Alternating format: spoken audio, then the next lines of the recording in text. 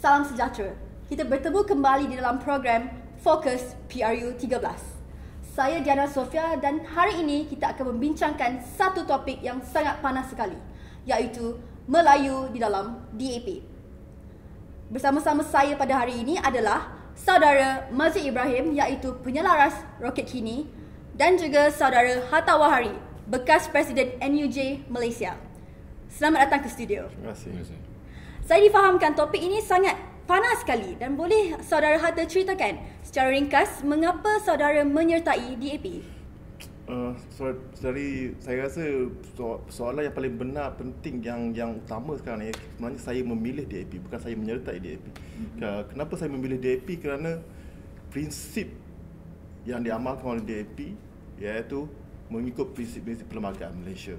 Mana setiap orang di dalam Malaysia ni mempunyai hak-hak yang tertentu, hak masing-masing. Yang itu dipertahankan DAP dan itu yang menarik minat saya untuk memilih DAP, untuk menyertai DAP, untuk berjuang dalam DAP sebenarnya. Jadi kalau kata apa yang saya lihat, DAP sebenarnya memperjuangkan hak-hak rakyat Malaysia. Dia bukan hanya memperjuangkan satu bangsa, tetapi memperjuangkan seluruhan hak-hak rakyat Malaysia itu, sama ada Cina, India, Melayu. Yang itu yang pentingnya. Sebab tu saya memilih DAP. Bukan saya menyertai DAP, saya memilih DAP kerana pemilihan ni dibuat telah lama. Hampir dekat 2 tahun, 3 tahun saya menganalisis setiap parti politik. Dan yang itu bila masa dah tepat, dan itu yang saya telah buat keputusan dan saya memilih DAP. Wow, menarik sekali. Saudara Mazid juga bagaimana? Okey, pertama sekali saya kalau nak ceritakan saya dengan DAP itu sendiri, technically saya bukanlah menyertai terus DAP ni, tapi saya bekerja dan kemudian saya mula mengenali DAP, dasar-dasar, prinsip dia, ideologi dia. Selepas saya kenali dasar-dasar DAP ni, maka saya sertai. Okey, soalannya kenapa saya sertai?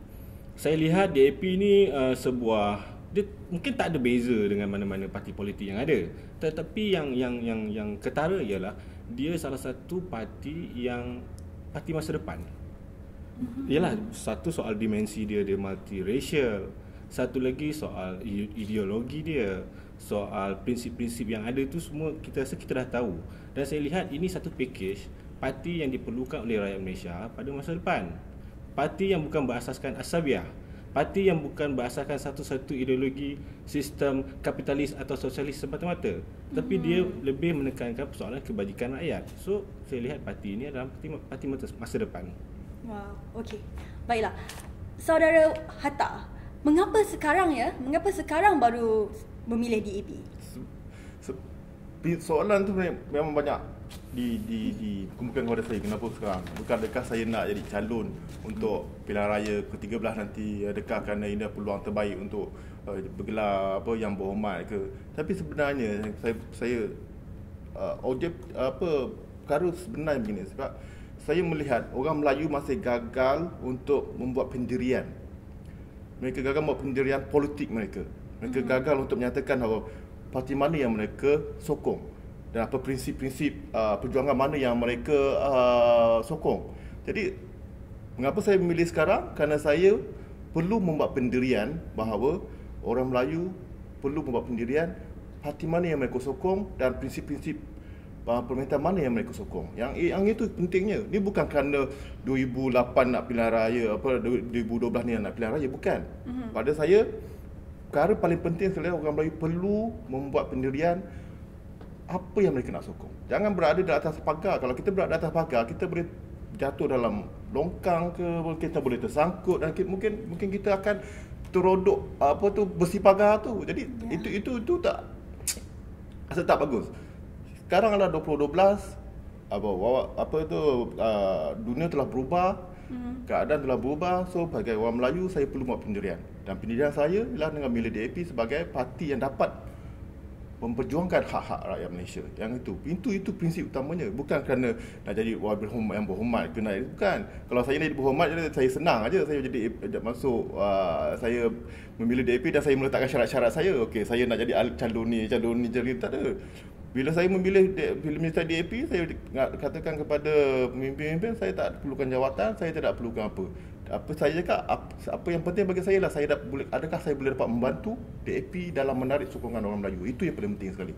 Untuk membantu DAP, untuk memberi katakan tu gambaran kepada orang Melayu, agar buat cepatlah buat pendirian. Jangan apa kata tu tunggu last minute, benda terakhir. Buat pendirian sekarang, dan kerana pendirian kita ini akan menentukan Malaysia akan menuju ke arah mana. Yang itu, adakah kita nak menuju ke arah keadaan sekarang yang penuh dengan rasuah, dengan pimpinan yang katakan tu tidak mempunyai keinginan untuk membantu rakyat. Yang itu gitu. Pilihlah buat pendirian untuk memastikan Malaysia menjadi sebuah negara yang lebih baik. Yang itu pendapat saya. Okey. Tapi persoalannya, adakah DAP ini menerima Melayu? Soalannya bukan masalah DAP tu, masalahnya orang Melayu tu sendiri sebenarnya. Orang Melayu tu kenapa tidak mahu melihat DAP sebagai satu parti kebangsaan? Sebab kalau kita melihat pada parti-parti lain lah, kita tengok MCA, dia bukan parti kebangsaan, dia parti resis sebenarnya. Sebab dia hanya benarkan hanya orang Cina je masuk. Kalau kata MCA itu sebuah parti kebangsaan, dia tentu membenarkan orang lain masuk. Sebab dalam perlembagaannya sendiri itu telah menyatakan bahawa MCA itu dan UMNO sendiri, UMNO, MIC, cuma lihat parti-parti lain semua dah ada klausa, okey hanya orang Cina boleh masuk, orang Melayu saja boleh masuk. Lepas tu kalau MIC orang India aja boleh masuk. Tapi kalau kita lihat pada Parti Pakatan Rakyat, DAP, tak ada masalah dari segi bangsa tu. Dalam PAS pun mereka cakap bangsa bukan masalah, dia kata dia mesti Islam saja, dia tak kisah orang Cina pun, orang Cina, orang beragama Islam boleh masuk juga PAS, tak ada masalah. Yang itu yang menjadi masalahnya bukan DAP, masalahnya masyarakat Melayu tu tidak mahu melihat DAP itu sebagai satu parti bangsaan. So sekarang ni soalannya ialah kita perlu memastikan untuk memberi penjelasan kepada mereka bahawa DAP sebenarnya adalah satu parti kebangsaan. So, kalau kita lihat prinsip-prinsip perjuangannya berdasarkan Perlembagaan Malaysia, tak ada yang terkeluar. Saya rasa dalam segi perjuangan, DAP lagi banyak membantu rakyat orang Melayu untuk dalam merealisasikan untuk menjadi sebuah masyarakat yang dapat bersama-sama dengan bangsa agar kaum-kaum lain untuk bersaing. Untuk bersaing, itu yang penting. Kalau kita terus menjadi masyarakat yang hanya mengharapkan bantuan orang, saya rasa kita tak akan dapat maju ke depan lagi. Yang itu kita nak. Sebab tu saya kata bahawa DAP adalah satu parti kebangsaan yang dapat membina satu masyarakat yang bersaing, satu masyarakat yang lebih baik, maknanya mereka mampu bersaing, tidak mengharapkan bantuan orang lain. Kalau kita terus mengharapkan bantuan, saya rasa tahu apa yang jadi Malaysia. Bagi saya sini, saya dah tidak bekerja hampir dekat setahun. Dan saya boleh hidup, survive lagi. Saya tak ada perlu bantuan orang lain untuk tu, dan saya membina. Sekarang ni saya ahli perniagaan sikit lah. Wow. Saya boleh survive. Saya kat, walaupun dengan modal kecil kita boleh, tapi sebab saya menjiwai prinsip-prinsip DAP itu bahawa kita perlu berjuang untuk hidup, bukan kita berjuang untuk menerima bantuan. Yang boleh berdaya saing. Baru boleh saing. Wow. Okey, mungkin Melayu kurang boleh menerima DAP disebabkan mereka takut. So sekarang ni kenapa Melayu masih takut dan ragu-ragu dengan DAP ni? Saya rasa punca utama ialah momokkan daripada media-media perdana di dalam Malaysia ni, bahawa mereka percaya memportray ataupun memperlihatkan DAP sebagai satu parti chauvinis Cina. Yang itu jadi masalahnya. Jadi bila mereka berjaya meletakkan DAP sebagai satu parti chauvinis Cina, jadi orang Melayu mula rasa ragu-ragu. So di sini adalah kedudukan saya, keinginan saya untuk memberi penjelasan kepada orang Melayu bahawa tidak ada apa-apa yang berlaku dalam DAP ini. Tak ada penindasan terhadap orang Melayu, tak ada kata orang tu kita tak boleh sama-sama berjuang untuk menjadikan Malaysia yang lebih baik. Kalau momokkan ini kita tidak tangani sekarang, saya rasa kita tak akan berjaya lagi pada masa depan. Betul tak, Dr. Mazir? Ya. Saudara Mazir, apa pendapat Saudara Mazir dalam persoalan ini? Kalau kita melihat pada dimensi DAP sendiri dan juga momokkan, yang dipanggil tu momokkan DAP ni parti perkauman Cina. Yang hakikatnya DAP bukan begitu. Perlembagaan DAP sendiri pun jelas menunjukkan semua bangsa boleh menyertai DAP. Tapi saya ambil satu contoh yang mungkin saya rasa contoh yang sangat mudah, simple, iaitu kalau kita lihat, katalah kalau parti DAP ni sebuah padang, kalau kita tidak gunakan padang itu, pasti padang itu akan tumbuh lalang. Okey. Begitu juga dengan parti DAP. Kalau tidak ada Melayu yang menyertai DAP, memanglah China atau India yang penuh dalam DAP. So, isunya sekarang ni ialah orang Melayu kena get involved dalam DAP.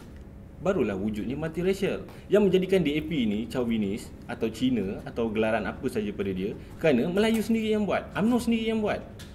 Memulaukan DAP sampaikan tak ada orang Melayu dalam DAP, maka confirm lah momokkan itu bahawa DAP ni memang semuanya Cina, majoritinya Cina. Tetapi selepas 2008 baru kita dapat lihat bila mana DAP sendiri telah mendapat satu mandat dari rakyat untuk memerintah Pulau Pinang. Dan kita dapat lihat bahawa realitinya DAP bukanlah parti perkauman. Bagaimana dasar-dasar yang dilaksanakan di Pulau Pinang. Kita tengok bagaimana peruntukan untuk agama Islam sendiri, untuk guru-guru kafar, untuk orang Melayu, untuk peniaga Melayu. Adakah ini menunjukkan satu parti perkauman? MCA, kerajaan mana MCA? Tidak ada. Cuma saya nak katakan bahawa satu momok yang paling berjaya ialah meletakkan bahawa DAP ni ataupun pimpin DAP ni yang memulakan peristiwa 13 Mei. Yang kalau kita lihat pada sejarah realitinya, 13 Mei bukan berpunca dari DAP ataupun pimpin DAP sendiri.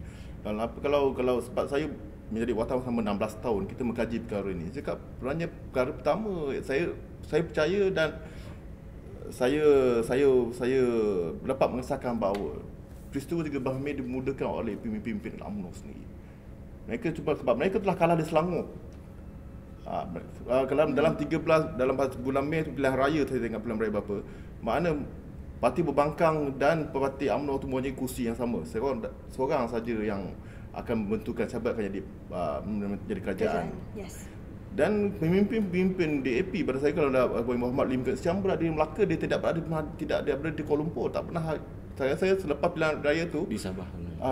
Dia mula di Melaka, kemudian dia pergi ke Sabah untuk membuat mesyuarat di sana dan dikembali sini bila masa pula dia berada di Malaysia, di Kuala Lumpur dan mencetuskan 13 Mei. Sebab kemomokan UMNO ni lah yang menjadikan orang Melayu agak takut. Jadi saya rasa kita perlu menjelaskan perkara sebenar bahawa 13 Mei itu dicetuskan oleh UMNO itu sendiri sebab mereka telah kalah. Dan sebenarnya saya bimbang dalam 2012 ni, kalau katakanlah kata rakyat berjaya mendapat kursi yang banyak, mungkin membentuk kerajaan, mungkin momokkan ni akan datang kembali, diwujudkan kembali. Yang itu saya risau. Jadi saya mintalah orang Melayu ni kena perlu mengkaji sejarah tu secara menyeluruh, bukan katakan ikut apa saja yang disuap oleh pemimpin UMNO. Kena lihat perkara tu. Kita perlu mengkaji secara, sebab saya rasa yang Muhammad Lim Kek Siang pun sendiri dah menulis buku memori dia kan, apa yang berlaku pada Demokrasi Kebayan. Itu kita membaca, kita perlu membuka minda kita untuk menerima. Sekarang ni zaman orang dah mula melihat secara objektif, bukan lagi satu melihat bahawa DAP ini parti Chauvinis atau parti kauman. Tidak. Sekarang kalau sebab semasa saya menyertai DAP pada Januari lepas, saya tak pernah dilabel sebagai pengkhianat Melayu kat dia. Bila saya berada dalam keluarga saya, soalan satu yang pertama lah yang saudari nyatakan bahawa kenapa menyertai. Saya cakap dengan saya bukan menyertai, saya memilih DAP. Bila cakap salah soalan dia kak. Sebab saya memilih DAP itu gini-gini, barulah mereka faham. Nanti dalam keluarga saya melihat secara objektif. Tapi memandangkan mereka semuanya pegawai-pegawai kerajaan tak dapat nak menyertai DAP sebab kengkangan dalam peraturan kerajaan bahawa tidak boleh menyertai DAP. Yang itu jadi masalah. Tak apa, tapi dia boleh undi. Dia boleh undi. So jadi sekarang ni kita perlu memberi pendedahan pada mereka supaya mereka dapat membuat satu analisis yang objektif.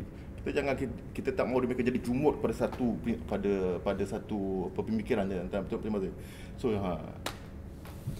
So, saudara Hatta dulu pernah bekerja sebagai wartawan kan? So, memukan begini sememangnya ada di dalam media perdana itu sendiri? Dia bukan ada.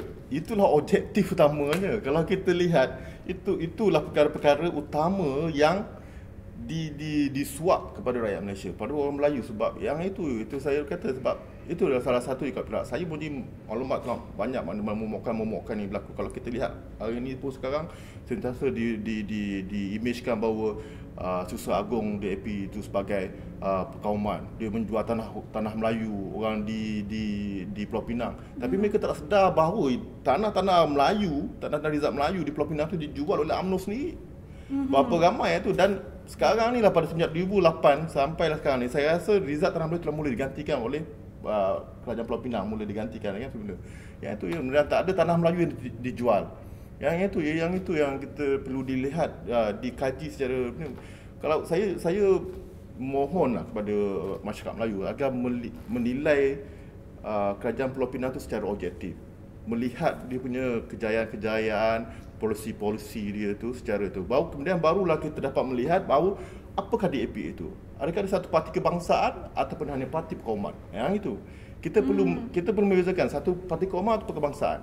Kalau kita gagal membuat itu, rasa kita akan berada dalam pemikiran yang jumut lah, maknanya kita tidak mahu berubah. Itu yang kita perlu utamakan sekarang ni. Wow, pendedahan yang sangat menarik sekali. Okey, Saudara Mazie, mengapa harus masyarakat Melayu memilih DAP dan Pakatan Rakyat? Mengapa ya? Okey, saya rasa kita boleh lihat seperti juga apa yang saudara Hatta beritahu, iaitu zaman ini zaman celik maklumat. Okey. Jadi sebagai satu warga di mana contohnya Melayu, okey, satu rumpun bangsa yang majoriti banyak di dalam Malaysia ni, harus memilih ataupun beranjak dari satu tradisi di mana berfikir, menganalisa secara objektif. Jadi mereka apabila kita bercakap soal berfikiran secara objektif, secara kritis, yang mana ini bertentangan sangat dengan tradisi UMNO yang mahu rakyatnya tidak kritis. So apa yang Pakatan Rakyat bawa adalah sebaliknya, iaitu mahu rakyat bersikap objektif dan berfikiran kritis. Jadi di sinilah punca bagaimana Pakatan Rakyat, sebuah kerajaan boleh dinilai dengan betul oleh rakyat. Maka pilihan yang dibuat oleh rakyat, contohnya kepada DAP ataupun Pakatan Rakyat sendiri, itu adalah pilihan yang bukan kerana benci kepada UMNO atau benci kepada barisan, tetapi kerana yakin dengan Pakatan Rakyat, yakin dengan dasar, dan yakin dengan dasar-dasar yang sedang dirangka dan akan dilaksanakan setelah memerintah Malaysia. Jadi isu yang paling penting sekarang ni ialah soal nak berpartisipasi dalam parti politik sebagai ahli atau sebagai apa saja, itu persoalan nombor 2. Persoalan yang paling penting sekali adalah bagaimana kita nak digest maklumat, nak dispute maklumat supaya masyarakat kita tahu memilih yang mana betul, yang mana bukan, yang mana momok, yang mana fakta. Itu yang paling penting, dan itulah yang akan menjamin masa depan politik Malaysia, baik di pihak Barisan Nasional maupun Pakatan Rakyat. Bagi saya, kalau sedari melihat apa yang penting sekarang ni, kita perlu meletakkan keutamaan kepada Malaysia tu sendiri. Kita jangan letakkan keutamaan kepada elit-elit, pemimpin-pemimpin untuk menjadi kaya ke apa. Kita meletakkan keutamaan kepada rakyat. Maknanya kalau kita memastikan rakyat dapat hidup dengan lebih baik, yang itu, maka itu satu bermakna parti itulah parti yang baik.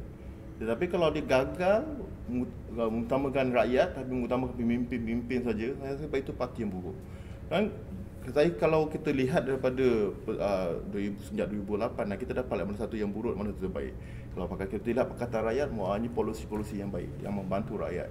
Dan saya rasa ini jelas. Tapi kalau kita lihat daripada yang Barisan Nasional yang telah memerintah selama 54 tahun, kita lihat banyak yang mengutamakan elit-elit UMNO lah. Sebab saya 16 tahun di dalam Utusan Malaysia sebagai wartawan, 16 tahun saya telah membuat liputan Himpunan Agung UMNO. Saya rasa kalau pergi ke Himpunan Agung semua pasal Melayu. Kadang-kadang kita tepu nulis pasal Melayu ni tak berkembang juga Melayu ni. Tapi itu dia kata. Tapi kalau kita lihat kepada polisi-polisi Kerajaan Rakyat, polisi dia sikit je, tapi dia punya impak, faedah kepada masyarakat tu amat besar, luas. Maknanya kita membantu mereka menjadi masyarakat yang berfikiran, yang mahu berjuang, mahu memajukan diri, yang itu utamanya. Tapi kalau kita lihat pada pemimpin parti lama ni, saya parti lama je lah. Malas nak sebut. Kita sekarang rasa macam mual cakap. Sebab dia tidak membantu rakyat untuk untuk berjuang ataupun untuk membangunkan diri sendiri. Yang itu masalah. Bila kita kalau dia hanya mahu melakukan polisi pada saat-saat akhir nak pilihan raya baru nak pakai duit RM500, saya rasa itu bukan sesuatu, bukan parti politik yang baik untuk ataupun yang patut dipilih lagi itu. Jadi cuma saya nak cakap ni, orang Melayu perlu buat pendirian. Itu paling penting sekali ni. Jangan duduk di atas pagar lagi, jangan duduk atas longkang lagi. Itu je. Kita perlu membuat pendirian. Yang mana yang kita nak. Kita perlu menganalisis pada maklumat yang kita dapat sekarang ni. Kita tidak menganggap media perdana sebagai media perdana. Kita sekarang internet adalah media perdana sekarang ni. Yes, kata-kata daripada bekas Presiden NUJ Malaysia ya. Okey. Penjelasan yang sangat menarik dan saya yakin ramai yang di luar sana akan mendapat manfaat daripada perbincangan kita pada hari ini. Dan terima kasih saya ucapkan kepada Saudara Hatta dan juga Saudara Mazid Ibrahim kerana bersama-sama dengan kita pada hari ini. Dan dengan itu kita tamatkan sesi hari ini. Ubah sekarang, bersihkan Malaysia. Terima kasih.